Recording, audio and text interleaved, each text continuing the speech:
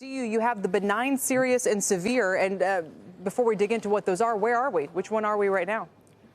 Well, we don't know for the reasons your panel's been talking about. We're still hopeful that a benign scenario could play out.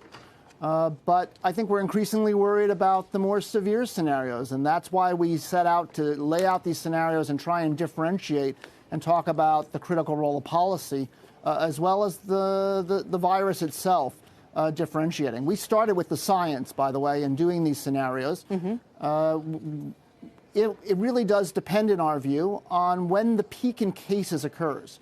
In the benign scenario, if the frontline states, the China, South Korea, Italy, make good progress in coming weeks in containing the virus, and the U.S. and others are aggressively going after it, we are still hopeful, we're still possible that we could end up with a peak in the growth in cases in the next 6 weeks or so. And certainly we believe that in that scenario, you do get the V-shaped recovery, you do get a pretty rapid bounce back in growth, you do get some recovery spending as people go back to work and go back to the theaters.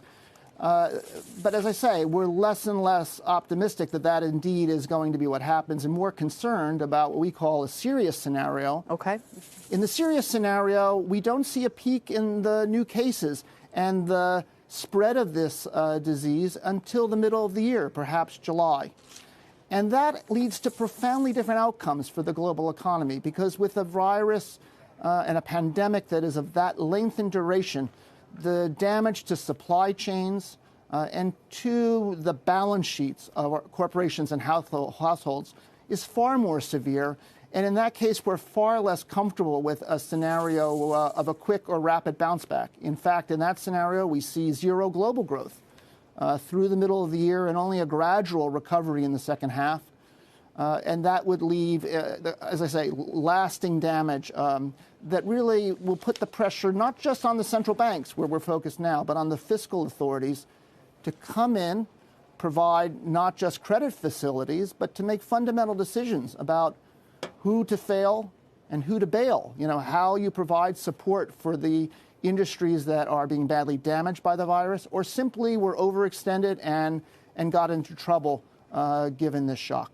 So, Robert, do you take any comfort from the reports that the disease or new cases of the disease in China seem to have moderated very dramatically in the past week or so? In other words, they are having sort of lower lows most days in the discovery of new cases. Is that encouraging to you? And if so, how much? Well, it's certainly encouraging, but I have pretty fat tails in the distribution. Certainly, I'm not a scientist. I'm not a medical professional. I don't even play one on TV. But but we do listen to them very carefully, and the news out of China has been good.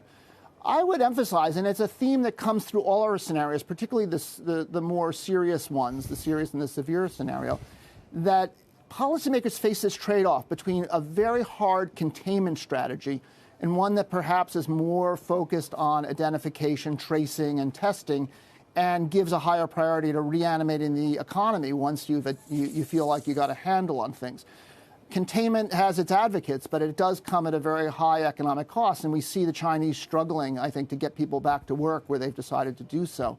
So, I think our basic view at Eurasia Group is to be very cautious in making any firm medical judgments about the course of the virus at this stage. It's extraordinarily uncertain.